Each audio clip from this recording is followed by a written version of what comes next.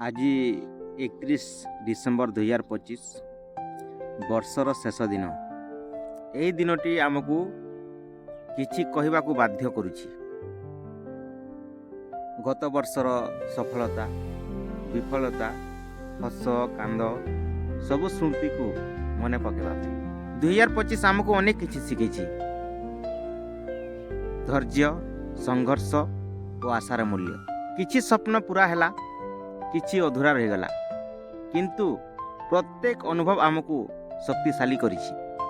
ଯେଉଁମାନେ ଆମ ସହିତ ରହିଲେ ସେମାନଙ୍କ ପାଇଁ ଆଜି କୃତଜ୍ଞତାର ଦିନ, ଆଉ ଯେଉଁମାନେ ଆମ ସହିତ ନାହିଁ ସେମାନଙ୍କୁ ସମ୍ମାନ ସହିତ ତାଙ୍କ ସ୍ମୃତିକୁ ମନେ ପକାଇବା। ଆସନ୍ତାକାଲି ନୂଆ ବର୍ଷ ଆରମ୍ଭ ହେବ।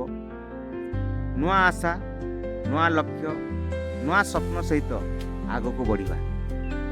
ଗତକାଲିର ଭୁଲକୁ ଶିକ୍ଷା କରି ଆଗାମୀକାଲିକୁ ଆଲୋକିତ କରିବା ହେଉଛି ଆମର ସଂକଳ୍ପ।